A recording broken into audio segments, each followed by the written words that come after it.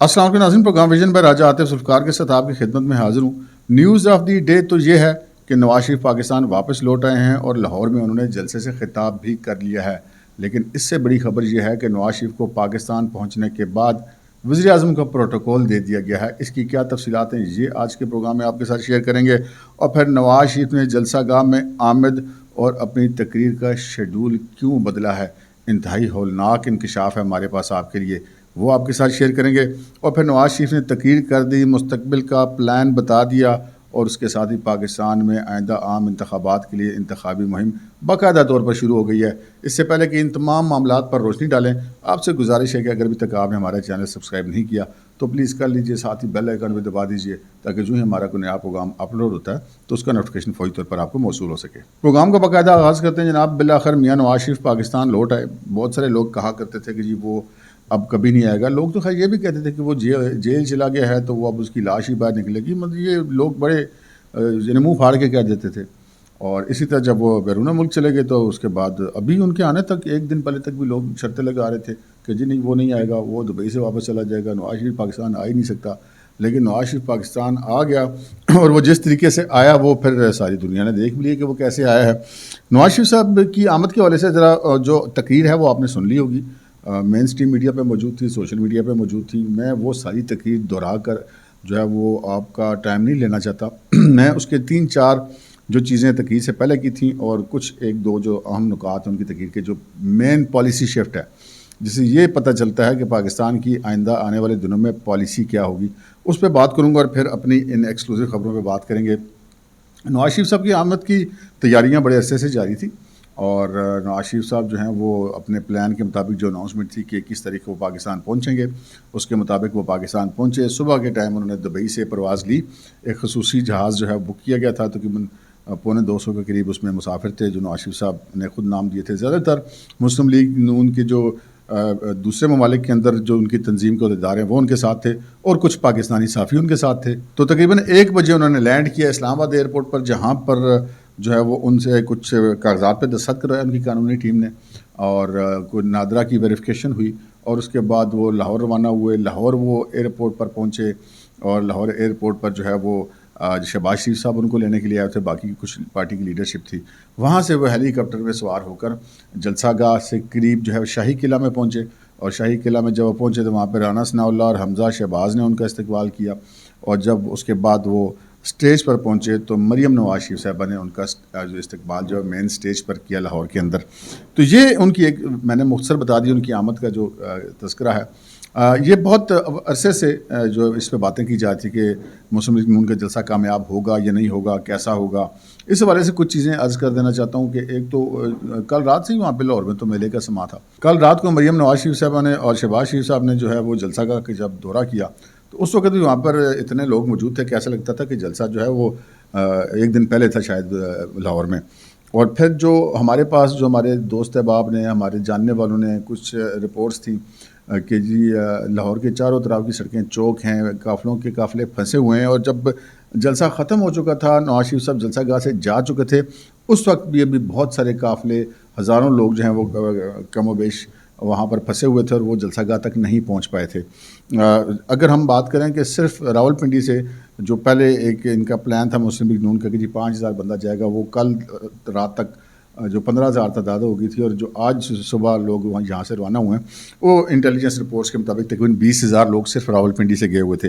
तो लाहौर ख़ुद एक करोड़ों की आबादी का शहर और फिर पूरे पाकिस्तान से, पूरे पंजाब से लोग आए हुए थे। तो जलसा नवाज शरीफ साहब के मुखालिफिन के लिए तो बड़ा सरप्राइज़ था ही था, लेकिन ख़ुद मुस्लिम लीग नून के लिए भी ये हैरान कुन जलसा था। इसमें कोई शक नहीं है कि मुस्लिम लीग नून ने इस जलसे की तैयारी के लिए मेहनत बहुत की हुई थी, लेकिन जलसा बड़ा हैरान कुन था। और कुछ चीज़ें ऐसी थी इस जलसे में जो माजी से थोड़ी से मुख्तलिफ हैं, या हम ये कह सकते हैं कि रवायती जलसों से मुख्तलिफ थी। अमूमन जो होता है कि इस किस्म का जब जलसा होता है तो मरीम नवाज शरीफ साहबा जो होते हैं वो मेहमानों में शामिल होती हैं, वो तकरीर वगैरह करती हैं। लेकिन आज मरीम साहबा ने अपने वालिद के लिए स्टेज सेक्रेटरी का किरदार अदा किया। जब तक नवाज शरीफ साहब स्टेज पर पहुंच नहीं गए उस वक्त तक गुज़श्ता कई घंटे से वो जो है वो तकरीर तो नहीं उन्होंने की, लेकिन उन्होंने लोगों को इंगेज रखा। नवाज शरीफ साहब के बारे में बताती रहीं, नारे लगवाती रहीं, तराने चलवाती रहीं, तो वो वहाँ पर मौजूद रहीं। और बड़ा जिसे कहते हैं कि एक मंज़र था कि जब नवाज शरीफ साहब स्टेज पर पहुँचे تو مریم صاحبہ جو ہے وہ ان سے گلے ملی تو رو پڑی، اور ایک رونا ان کا بنتا ہی تھا، ایک خوشی کے آنسو تھے کہ جب انہوں نے دیکھا کہ ایسا لگ رہا تھا کہ ایسے وقت میں جو ہے وہ کہ جب ایسا لگ رہا تھا کہ ساری خدائی جو ہے نواز شریف کی دشمن ہو گئی ہے، تمام زمینی قوتیں جو ہیں ان کی دشمن تھیں، اور پتہ نہیں جان بھی بچتی ہے یہ نہیں بچتی، ایسی صورتحال میں وہ پاکستان سے گئے تھے. اور اس کے پیچھے پھر جہاں پر باقاعدہ پاکستان کے اندر عمران خان کی حکومت نے مریم کو یرغمال بنا کے رکھا تھا، اس کے پاسپورٹ ضبط کیے ہوئے تھے، اور اس کے بعد وہ یہاں پر رہیں اور بڑی دلیری سے رہیں. جب جنرل باجوہ، جنرل فیاض امید اور عمران خان کے اقتدار کا سورج پاکستان میں سوا نیزے پر تھا، اور ان کے تمام تر غصہ اور ان کی جو سورج کی گرمائش کے شعلے مسلم لیگی کی قیادت پر پڑ رہے تھے، اور تمام لیڈرشپ ان کی جیلوں کے اندر جو پڑی ہوئی تھی، اس وقت جو ہے وہ مریم نے جو ہے وہ میدان میں نکلتی رہیں اور اپنی پارٹی اور اپنے والد کے لیے ایک جنگ لڑتی رہیں. اس وقت کے جو حکمران تھے، جو طاقتور لوگ تھے، ان کو للکارتی رہیں. تو میں تو اس جلسے کو جو ہے وہ کریڈٹ مریم نواز شریف کو دوں گا، کیونکہ وہ اس نے یعنی کہ اپنے باپ کا ڈٹ کے ساتھ دیا، اور آج جو ہے وہ پھر اس کا باپ واپس آیا. تو یہ مریم کے لیے سب سے زیادہ خوشی کا دن تھا، اسی وجہ سے شاید ان کی آنکھوں سے آنسو بھی نکلے. خیر اس کے بعد جو ہے وہ ایک 2-3 منٹ کی تقریر کی شہباز شریف صاحب نے، اور امپورٹنٹ یہ چیز تھی کہ شہباز شریف صاحب نے خود کھڑے ہو کر وزیر اعظم نواز شریف کے نعرے لگوائے. ایک اور چیز امپورٹنٹ تھی کہ گزشتہ کافی عرصوں سے میں یہ نوٹ کر رہا تھا، اور آج بھی جلسے میں نوٹ کیا کہ شہباز شریف صاحب کے جو صاحبزادے حمزہ شہباز، یعنی کہ جو مریم کے چچا زاد بھائی ہیں، وہ ہر جلسے میں، پہلے بھی مریم جب جہاں پہ شہباز شریف ہوتے تھے ان کا ہاتھ پکڑ کے چلتی تھی، اور آج بھی وہ ان کا یہی جو طریقہ کار تھا. اور انہوں نے پھر یہ بھی کہا نواز شریف صاحب کے آنے سے پہلے، جب حمزہ ان کے پاس کھڑے تھے اسٹیج میں، کہ جو لوگ کہتے تھے کہ شین اور میں سے نون میں سے شین نکل جائے گی، تو دیکھ لو شین بھی یہیں پر ہے اور نون بھی یہیں پہ ہے. خیر یہ چیزیں اپنی جگہ پہ. نواز شریف صاحب جب پہنچے جناب، تو اس کے بعد جو انہوں نے تقریر کی 4 پوائنٹ وہ میں آپ کو ذکر کر دیتا ہوں. ایک تو انہوں نے 2-3 بڑی اہم چیزیں کہیں جن کو ہم پالیسی سٹیٹمنٹ کہہ سکتے ہیں. ویسے تو انہوں نے اظہار کیا پبلک کے ساتھ اپنی انوالومنٹ کا، اور ان کا کہ جی مجھے تو میں نے پاکستان کے لیے یہ کیا اور میں نے آپ سے محبت کی، اس کی وجہ سے مجھے سزا دی گئی. تو لوگ نعرے لگاتے تھے کہ نواز شریف آئی لو یو، نواز شریف صاحب نے ان کو جواب دی کہ آئی لو یو ٹو. یہ تو تھی ان کی بات. پھر انہوں نے جو 3-4 چیزیں کہیں، انہوں نے ذکر کیا کہ جی میں عمران خان کا ایک جگہ پہ ذکر ان کو کرنا پڑا، تو ان کا جی میں اس کو نام نہیں لینا چاہتا تھا کیونکہ میری تربیت مجھے اس چیز کی اجازت نہیں دیتی. یہ بات تو ان کو بیسیکلی وہ جو نواز شریف کے بارے میں جو، اور بلکہ ہر ایک آدمی کے بارے میں جو عمران خان جس طرح کی لینگویج استعمال کرتے ہیں، مطلب میں ہمیشہ سے یہ کہتا ہوں جب وزیر اعظم تھے تب بھی کہ یہ وزیر اعظم کی لینگویج نہیں ہوتی. یہ تو ہمیں گلی محلے کے جو ہوتے ہیں لوگ، ان کی مطلب ایک جو بس کیا الفاظ استعمال کروں گے، کس طرح کے لوگ ہوتے ہیں، ان طرح کی وہ لینگویج استعمال کرتے تھے. اور وہ کہ میں تمہیں چھوڑوں گا نہیں، میں تمہیں لٹکا دوں گا، اوے آئی جی، اوے فلانے ڈیزل اور فلانے بوٹ پالش اور فلانا یہ اور فلانا وہ، کبھی چادر ڈال کے شرمانا خواجہ سراؤں کی طرح. مطلب یہ تو انہوں نے کیے میں نے ایکٹ سارے، اور لوگوں کو یہ بھڑکانا کہ جی یہ ایسے کر دو اور یہ جناب یوں کر دو اور اکٹھے مل کے جاؤ اور لڑو اور مرو اور مجھے گرفتار نہ ہونے دو. تو جو اس کے مقابلے میں نواز شریف صاحب نے جو نوجوانوں کو پیغام دیا، اور انہوں نے کہا جی کہ گالی کا جواب گالی سے نہیں دینا، برداشت کرنا ہے، اس لیے کہ ہم نے اس ملک کو آگے لے کے جانا ہے. اور انہوں نے کہا کہ جی ہم انشاءاللہ اس ملک کو، میری جو پہلی ترجیح ہے وہ یہ ہے کہ جو خوشحالی ہے وہ عوام کے گھروں تک پہنچے، ان کی زندگی میں برکت آئے، اور معاشی طور پہ پاکستان کو ہم سنبھالیں. جتنا تباہ ہو چکا ہے بڑا چیلنج ہے لیکن ناممکن نہیں ہے. اور پھر انہوں نے جو امپورٹنٹ چیز تھی کہ جلسے کے اندر نواز شریف صاحب کی تقریر شروع ہونے سے پہلے خواجہ سعد رفیق نے ایک قرارداد پیش کی جو اس بہت بڑے جلسے نے منظور کی. وہ قرارداد تھی فلسطین پر اسرائیل کے قبضے کے خلاف اور کشمیر پر بھارت کے قبضے کے خلاف. اور پھر جب نواز شریف صاحب تقریر کر رہے تھے اور فلسطین کا انہوں نے ذکر کیا، اور انہوں نے اپنی کہا کہ جی جو پالیسی ہے کہ اسرائیلی غاصب ہے، ہم اس کے قبضے کو بھی نہیں مانتے، مذمت بھی کرتے ہیں، جو وہ ظلم کر رہے ہیں اس کے بھی مذمت کرتے ہیں، حملے بند کرنے کا مطالبہ کرتے ہیں. اور جب وہ بات چیت کر رہے تھے تو مریم نواز شریف صاحبہ نے فلسطین کا پرچم لا کر ان کے ہاتھ میں دیا، جو کہ انہوں نے اپنے ہاتھوں سے لہرایا. اور جلسہ گاہ میں کافی سارے ویسے جھنڈے فلسطین کے موجود تھے، میں نے گاڑیوں پہ بھی لگے ہوئے دیکھے جو جا رہی تھی اس قافلے کی طرف. تو یہ ایک بڑی امپورٹنٹ بات تھی کہ انہوں نے بتا دیا کہ فیوچر میں پاکستان جو ہے وہ فلسطین کے حوالے سے، اسرائیل کے حوالے سے کیا سوچ رکھتا ہے. کہ وہ ہوتا ہے نا پروپیگنڈا ہوتا ہے کہ جی یہ اسرائیل کو تسلیم کر لیں گے یا تعلقات بنا لیں گے، ایسا کوئی چکر نہیں ہے. ہاں نواز شریف نے یہ بات ضرور کی کہ جی ہم پڑوسیوں سے اور دنیا بھر سے اپنے بہتر تعلقات کے خواہش مند ہیں، اور ساتھ ہی انہوں نے یہ بھی کہا کہ ہم کشمیر پہ بھی جو ہے وہ بات کریں گے، ایک باوقار طریقے سے اس کا حل نکالیں گے. ان کے دوستی کا مطلب یہ نہیں ہے کہ یہ میں اپنی طرف سے کہہ رہا ہوں کہ دوستی کا مطلب ان کے کہنے کا یہ نہیں تھا کہ وہ کشمیر پہ سرنڈر کر دیں گے. جب عمران خان صاحب نے لوگوں کو بیوقوف نہیں رکھا ہے، اور بھارت دی ایسی تیسی تہاڈی ایسی تیسی جا کے چپ چاپ کلنٹن دے والے کرے کشمیر ادھر رکھا جی، بس ہم وہ ہر جمعے کو جو ہے وہ کھڑے ہوا کریں گے خاموشی سے. وہ ایک جمعے کھڑے ہوئے، اس کے بعد تو خاموشی سے کھڑے ہونے کے بھی نصیب نہیں ہوا.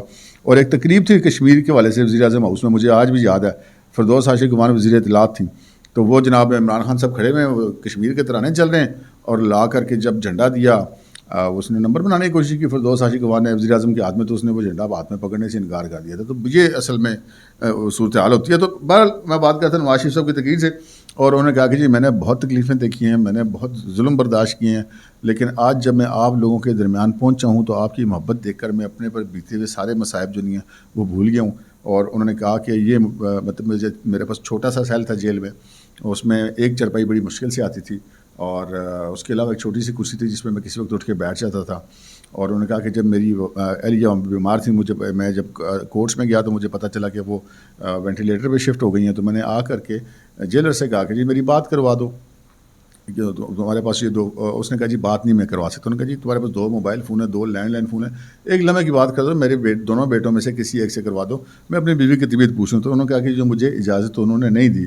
اس وقت میں جیل میں چلا گیا، اور 2.5 گھنٹے بعد جو ان کے نمبر 2 تھا، یعنی کہ ڈپٹی سپرنٹینڈنٹ ہوگا، وہ آیا اور اس نے کہا کہ وہ فوت ہو گئی ہیں اور اب ہم مریم کو بتانے جا رہے ہیں. تو میں نے کہا نہیں، مریم کو میں خود بتاؤں گا. تو انہوں نے کہا کہ یہ لمحہ مجھ پہ وہاں پہ گزرا. انہوں نے کہا کہ میں سیاست کی وجہ سے اپنی والدہ اور جو ہے وہ اپنی بیوی کو کے آخری دنوں میں ان کے پاس نہیں تھا، اور میں ان کی جو ہے وہ والدہ کی تدفین میں بھی شرکت نہیں کر سکا. اور ان کا کہ میں ہمیشہ گھر جاتا تھا تو دروازے پر میری ماں اور میری بیوی میرا انتظار کرتے تھے، اور آج جب میں گھر جاؤں گا تو میری ماں اور بیوی میرا انتظار کرنے کے لیے وہاں پر موجود نہیں ہوں گے. خیر یہ باتیں انہوں نے کی، لیکن جو مین انہوں نے پالیسی والی بات کی وہ انہوں نے بات کی کہ جی ہم معاشی طور پر پاکستان کو بہتر بنائیں گے. گالم گلوچ والا کوئی چکر جو ہے وہ نہیں چلے گا. انہوں نے اپنے فالوورس کو کہا کہ جی آپ نے کسی گالی کا جواب بھی گالی میں نہیں دینا. اور تیسری بات یہ کہ انہوں نے کہا جی ہم پڑوسیوں سمیت پوری دنیا کے ساتھ اچھے تعلقات کے ساتھ آگے بڑھنا چاہتے ہیں. اور چوتھی بات کہ انہوں نے اپنا کشمیر اور فلسطین کے معاملے پر اپنا موقف دے دیا. یہ تو تھا معاملہ ان کا جلسے کی تقریر کا. اور اس سے پہلے میں اب آپ کو یہ بتاؤں کہ جو میں نے لکھا ہے کہ نواز شریف صاحب کو پرائم منسٹر کا پروٹوکول مل گیا. وہ کیسے ملا ہے یہ میں آپ کو بتاتا ہوں. اس کی میں آپ کو کچھ پہلے آپ کو علامتیں بتاتا ہوں اور آگے سے پیچھے جاؤں گا، یعنی کہ پیچھے سے آگے نہیں آؤں گا. وہ ایسے کہ ابھی وہ پہنچے ہیں تھوڑی دیر پہلے جاتی عمرہ میں اپنے گھر جلسے کے بعد. تو ذرا آپ ٹی وی پہ فوٹیجز دیکھ لیں ان کے ساتھ کتنا پروٹوکول ہے. مطلب پرائم منسٹر سے زیادہ نہ ہو تو کم نہیں ہے. ایک تو یہ بات ہے. دوسری بات یہ ہے کہ جب وہ ایئرپورٹ پہ پہنچے وہاں پہ بھی سرکاری حکام موجود تھے ان کے استقبال کے لیے. لاہور ایئرپورٹ، جب وہ لاہور ایئرپورٹ سے ہیلی کاپٹر میں بیٹھے ہیں اور انہوں نے شاہی قلعہ میں لینڈ کیا ہے تو وہاں پہ CCPO لاہور نے انہیں سلیوٹ کیا باقاعدہ. اچھا یہ بات ہو گئی. پھر اس سے پہلے جب وہ اسلام آباد ایئرپورٹ پہ پہنچے تھے، ایک تو انہوں نے قانونی جو ٹیم تھی ان کو انہوں نے دستخط کر کے دینے تھے، جو ان کے کیسز کی اپیلیں ہیں وہ بحال کرنے کے حوالے سے درخواستیں تھیں، وہ انہوں نے آج ہی فائل کرنی تھی، تو وہ انہوں نے دستخط کیے. اور پھر وہاں پر نادرا کی ٹیم موجود تھی اور انہوں نے وہیں پر ان کی وہ ویریفیکیشن کی. اور یہ لوگ کہتے ہیں کہ جی یہ بڑا ان کو کیوں ایسا کیا جا رہا ہے. تو عمران خان صاحب بھی اپنے گھر بلوا کے نادرا والوں کو ویریفیکیشن وغیرہ کروا لیا کرتے تھے. اور یہ سارے VIPs کرتے ہیں، پاکستان کے وزراء وغیرہ. نادرا کی جو موبائل وینز ہوتی ہیں وہ جاتی ہیں، تو وہ وہاں پر موجود تھی. لیکن جو سب سے بڑی علامت میں آپ کو بتاؤں نواز شریف کے وزیر اعظم کے پروٹوکول والی، وہ کیا ہے؟ جب کوئی بھی پاکستان کا وزیر اعظم ہوتا ہے نا، اور وہ کسی بیرون ملک گیا ہو، اور وہ جب کسی خصوصی جہاز میں جب واپس آتا ہے پاکستان، تو جب وہ پاکستان کی فضائی حدود میں داخل ہوتا ہے تو پاکستان سے ایئر کنٹرول سے ان کو میسیج ایک دیا جاتا ہے کہ ویلکم ٹو پاکستان. یہ ایک پروٹوکول ہے، یہ بک کے مطابق ہوتا ہے، اور یہ صرف وزیر اعظم کے لیے ہوتا ہے. یعنی کہ یہ باقی وزراء کے لیے یا باقی کسی VIP شخصیت کے لیے یہ نہیں ہوتا. تو ویلکم ٹو پاکستان سے لے کے CCPO لاہور کے سلوٹ سے لے کر جاتی عمرات پہنچنے تک ان کا پروٹوکول اور سارے معاملات کو دیکھ لیں تو گل پھر کچھ چھپی نہیں رہتی، ساری سمجھ آ جاتی ہے کہ اگلا وزیر اعظم کون بننے جا رہا ہے. یہ ویسے تو ہمارے تجزیہ کار سارے یہ کہہ رہے ہیں کہ اگلا وزیر اعظم بننے جا رہا ہے، لیکن یہ جو ہے ایک میں نے کہا آپ کو کلیئر کٹ کچھ نشانیاں بتا دوں. اس سے اگلی خبر کی طرف بڑھتے ہیں جو ہماری بڑی اہم خبر ہے کہ نواز شریف صاحب نے تقریر اور جلسے کا شیڈول کیوں بدلا. جی ہاں بالکل بدلا ہے. آپ کو یاد ہوگا شاید سب سے پہلے ہم نے بات کی تھی کوئی غالباً 2 سے 3 ہفتے پہلے اسی چینل پہ کہ نواز شریف صاحب کو جو ہے وہ بیرون ملک یہ اطلاع دی گئی تھی ایک دوست ملک کی انٹیلیجنس ایجنسی نے کہ جی آپ کے اوپر پاکستان کے اندر حملہ ہو سکتا ہے. تو اس سے پہلے نواز شریف کا پلان تھا, 2 پلان تھے. ایک تو یہ تھا کہ یہ وہ لاہور ایئرپورٹ سے وہ ایک ریلی کی قیادت کرتے ہوئے سارے جو پارٹی وہاں پر ان کا استقبال کرے گی اور اس کے بعد وہ مینار پاکستان جائیں گے اور یا پھر وہیں پہ خطاب کریں گے مینار پاکستان. تو بعد میں شیڈول میں ہے اس رپورٹ کے بعد. دوسری جو بات تھی وہ یہ تھی کہ جو انہوں نے ایئرپورٹ سے جلسہ گاہ تک جانا تھا وہ کم از کم اس ریلی میں جانا تھا. اور پھر ایک تیسرا پلان بھی تھا, وہ یہ تھا کہ وہ اسلام آباد ایئرپورٹ سے اتریں اور یہاں سے ریلی لے کر کے لاہور جائیں. مطلب ایک 1.5 دن کا میلہ لگ جانا تھا, کوریج مل جانی تھی. لیکن یہ سارا کچھ نہیں کیا گیا. اس کی وجہ یہ ہے کہ نواز شریف صاحب جو ہے نا وہ ان کو جب یہ چیزیں بتائیں گی تو مطلب سمجھدار آدمی ہے کہ وہ یہ تو نہیں چاہتے نا کہ چلیں اگر بالفرض ان کے اوپر حملہ ہوتا ہے اور وہ بچ بھی جاتے ہیں, کئی اور بے گناہ لوگ جو ہیں اس کی زد میں آتے. جیسے جب محترمہ بینظیر بھٹو بیرون ملک سے تشریف لائیں تھے تو کارساز میں حملہ ہوا تھا اور اس کے بعد جب جلسے میں سے نکلتے ہوئے ان کو مار دیا گیا. تو دلیر ہونا چاہیے لیڈر کو, لیکن بیوقوفی نہیں ہونی چاہیے. اپنی احتیاط بڑی اچھی ہوتی ہے, مطلب یہ بھی نہیں کہ بندہ سر پہ بالٹیاں پا کے پھرے, یہ بھی فیکٹر ہے. تو پھر ایسی رپورٹس تھیں, ایسی تھریٹس تھیں, اور پھر کچھ ایسی اطلاعات بھی ہیں کہ جو کالعدم تنظیمیں ان کو کچھ خودکش حملہ آوروں کی لاہور بہت پہلے لا کر ان کو وہاں پر رکھے جانے کی اطلاعات موصول ہوئی تھی, جس کی بنیاد پر پھر نواز شریف صاحب جو ہیں وہ لاہور ایئرپورٹ سے بھی نہ صرف یہ کہ جلسہ گاہ میں نہیں گئے, ہیلی کاپٹر میں گئے, بائی روڈ نہیں گئے. اور پھر ایک اور جو بہت بڑا شفٹ تھا وہ یہ تھا کہ پہلے پلان یہ تھا کہ لاہور ایئرپورٹ سے اتریں گے اور اس کے بعد وہ جائیں گے جاتی عمرہ اپنے گھر ہیلی کاپٹر کے اوپر, اور وہاں پہ جا کے وہ جو قبروں ہیں اپنے والد والدہ کی اور اہلیہ کی قبروں پہ حاضری دیں گے. اس کے بعد کوئی آرام کریں گے, گھنٹہ 2 گھنٹے, رات 9 بجے پہنچیں گے جلسہ گاہ میں. لیکن وہ 9 بجے جلسہ گاہ میں نہیں پہنچے, اس ٹائم سے 2 گھنٹے پہلے پہنچ کے جاتی عمرہ انہوں نے کینسل کر دیا. گھر وہ بعد میں گئے ہیں لیکن جلسہ گاہ پہلے پہنچے ہیں. اس کی بھی ایک ٹیکنیکل وجہ ہوتی ہے نا کہ اگر فرض کریں کسی نے کوئی ایسا کوئی پلانٹ کیا ہے تو اس نے ٹائم شیڈول ذہن میں رکھ کے کیا ہوگا کسی دہشت گرد نے, تو اس ٹائم جب تک وہ ٹائم آتا ہے اس سے 2 گھنٹے پہلے ہی جلسہ ختم ہو جائے تو پھر وہ پلان تو درے کا درا رہ جاتا ہے. تو یہ بھی کچھ سیکیورٹی کے معاملات ہوتے ہیں جس کی وجہ سے انہوں نے یہ جو ہے وہ سیکیورٹی کا خیال رکھا, اور رکھنا بھی چاہیے, ہر لیڈر کو رکھنا چاہیے جی, اس میں کوئی حرج کی بات نہیں ہے. اور اب ہم یہ کہہ سکتے ہیں جو آج نواز شریف نے تقریر کی ہے وہ پاکستان واپس آ گئے ہیں اور اپنے گھر پہنچ چکے ہیں. تو یہ جو جلسہ تھا ہم اس کو کہہ سکتے ہیں کہ یہ پاکستان کے آئندہ عام انتخابات کی باقاعدہ انتخابی مہم کا پہلا جلسہ تھا. اب تک کے لیے اتنا ہی, لیکن اگلے ولاء کے حوالے سے میں آپ کو بتا دوں کہ ایک بہت زبردست آپ کو میں انفارمیشن دوں گا کہ جو نواز شریف کے بارے میں کہا جا رہا تھا کہ جی انہوں نے اپنے بیانیہ بدل لیا, وہ فلاں جرنیلوں کا نام انہوں نے نہیں لیا اور جو فلاں جو ججز کا انہوں نے نام نہیں لیا تو نواز شریف ڈر گیا, یہ کیا چکر ہے. اگر میں آپ کو یہ کہوں کہ نواز شریف کا بیانیہ اب بھی وہی ہے لیکن اس پر عمل درآمد کا صرف طریقہ کار بدلا ہے, تو پھر میرا اگلا ولاگ دیکھیے گا جو انشاءاللہ کل جو ہے فرسٹ ٹائم یعنی کہ مارننگ کے وقت انشاءاللہ آپ کو دستیاب ہوگا کہ نواز شریف جو ہے وہ ایک زیر عتاب قیدی سے لے کے وزیر اعظم کے پروٹوکول تک کی جو اس کی یہ داستان ہے 4 سالوں کی, وہ میں آپ کو بتاؤں گا. اور کیا وہ جو ان کا بیانیہ ہے واقعی بدلا ہے یا کہ اندر خانے کچھ اور بات ہے. بہت دلچسپ معلومات انشاءاللہ ہوں گی, وہ بھی صبح دیکھیے گا. اب تک کے لیے اتنا ہی, اجازت دیجیے, اللہ حافظ.